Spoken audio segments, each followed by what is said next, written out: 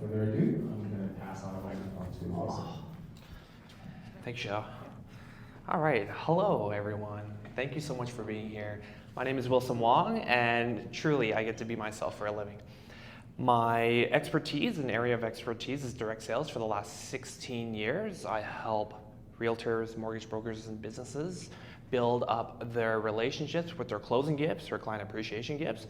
However, I also love acquisition, so I took over a sandwich shop in Chinatown, and we've been running that. Me and my business partner, Will, have been running that for a year now. I invest in commercial real estate. I wrote a book called Fun is My Favorite F Word. And I have a coffee company, as well as I ran a charity called the Front Row Foundation, where I was a literal genie, where I make wishes happen, which was a beautiful thing. And now I get to embody all those skills of direct sales into a leadership position. Specifically, I'm going to talk to you about my sandwich shop. So right now we have over 9 staff, and everyone will be is between the ages of 18 and 25 in one of the most tired communities in all of Edmonton.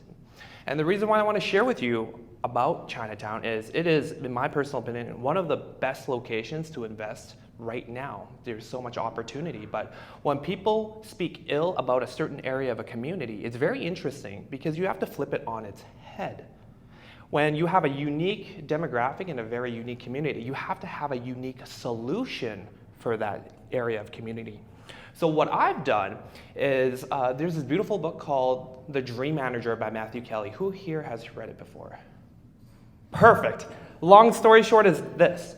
Write down 100 goals and dreams and aspirations, whether it's spiritual, emotional, physical, mental, and your subconscious will really seek those answers out and give you those opportunities. So I took it a step further. So I have my staff. Believe it or not, if you want to work with Wilson Wong, I need your cover letter and I need your resume.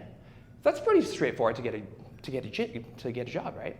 But I also absolutely request and must have 100 goals, dreams, and aspirations to even work for me. To make sandwiches in Chinatown? How crazy is that, right? But I stuck to my guns, and right now, every single one of my staff has over 100, so I bear the burden of 100 goals and dreams. So I have personally myself, my staff, and my business leaders, I have over 2,000 dreams that I'm currently responsible for. And that is what I want my leadership team to be. I will not lower my expectations of myself. I would love to raise everyone's expectations of themselves.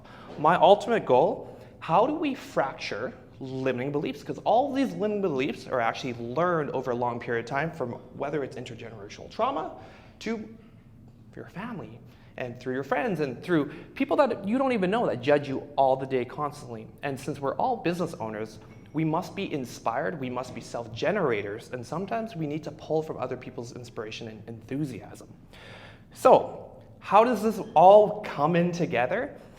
If you haven't wrote down 100 goals and dreams, I really challenge you to do that. And I'll give you the answers, but you must ask the right questions. Your first 30 will usually be monetary. I want to retire mom and dad, I want this car, I want this house. And then the next third of it will be experiences. I want to go to Japan, I want to go to Korea, I want to go travel the world. But what you find that's really interesting is that last third is who you want to become. And that's why it's so beautiful. For me to be that leader for my staff and for that community, I have to already have a vision of what I need to be now, today. Will it take me tomorrow to get there? Maybe. Will it take me 10 years to get there? Maybe. I'm not sure, but I do know this. I have a direct, clear vision on what my team wants to achieve for themselves, but I also know what I want to build for the community, for everyone around us.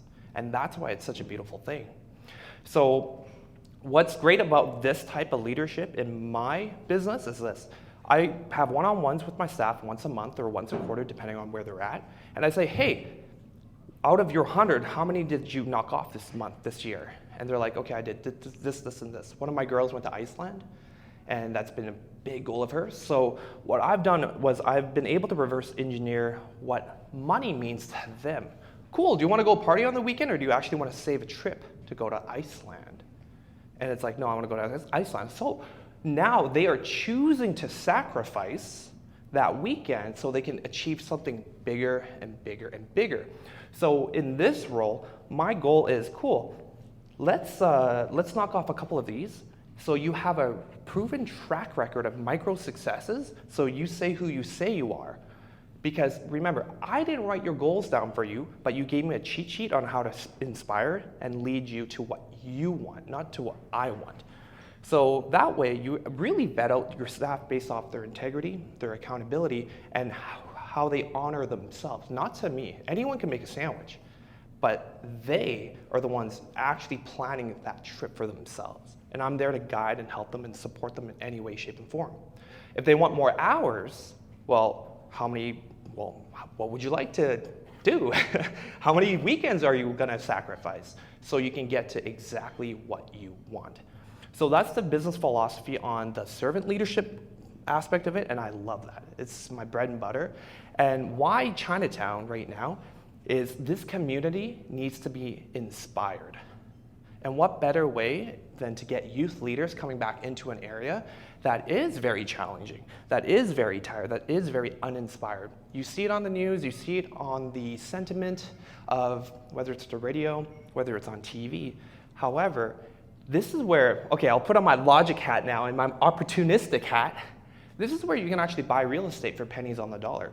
This is where you can actually approach different business owners and buy them out, do acquisitions for pennies on the dollar. So whether you want to start a business in Chinatown or in the Macaulay-McDougall area, or you just want an opportunity to find a new community to be involved in, for me, that's where I'm going to focus my attention and time and energy and effort into. Because now what's really interesting is these community members are, hey, did you do Wilson's thing yet? What's Wilson's thing? Oh, write down 100 goals and dreams? So what I've been able to quantify is with this goal-centric vision, it has allowed me to funnel the right people with high skills and high talent to me and my business. And now they have a safe space, which is my sandwich shop specifically, to network and to collaborate and to really do cool things together. And this is why I love Brew and Bloom too. We're here together today because Sam and Roland made this beautiful space. And realistically, you can say this area is a very tired area as well. We got a gun shop beside us. Do you know what I mean? It's my favorite part. It's like guns and flowers. Everything works together. So when it comes to whether it's your individual business model or you would like to guide your staff and to focus them into their vision to help you out, how would you like to ask the question for them? How do you lead them? How do you direct them? This is my version of doing it. And I've had some very interesting flack for like, oh, you're just, what's that word? You're taking advantage of your staff. And I'm like, I don't think so. Right? But the great thing about it is whatever someone's limiting beliefs, it doesn't rub off on me because I am so secure in my business model and my business ethics that, cool, if you have your limiting beliefs, you keep it to yourself. I'm just going to keep doing my own thing. It's no problem at all. So now what's really cool is when I have my realtors come in for a business meeting so I can build a relationship with them, I say, hey, come to the shop. So right now, I'm layering my business based off community first before myself. It's so challenging, it's so difficult because at the end of the day, we all have to eat, we all have bills to pay, but when it comes to community first, let's figure out and ask the right questions on what type of emotion we would like to elicit from the public, and how does that benefit your business for the betterment of that individual one by one by one? And how do you spread that enthusiasm and that positivity with each person? So that is a very, it's a unique approach to hiring, training, and recruiting, that's for sure. So if you want to inspire other people, you must inspire yourself. And to have confidence, the way I look at it is you must commit first. When you have the commitment, then you have the courage. When you have the courage, then you have the confidence for true change, whether it's for your business or for your community. So other than that, that's pretty much my approach to my personal business. So thank you so much. Short and succinct. That's incredible. That's really refreshing to hear. I'm going to start thinking about my 100 goals. Please. and great sandwich shop, right? Their sandwiches are absolutely delicious. So yeah. All right. So I'm gonna pass.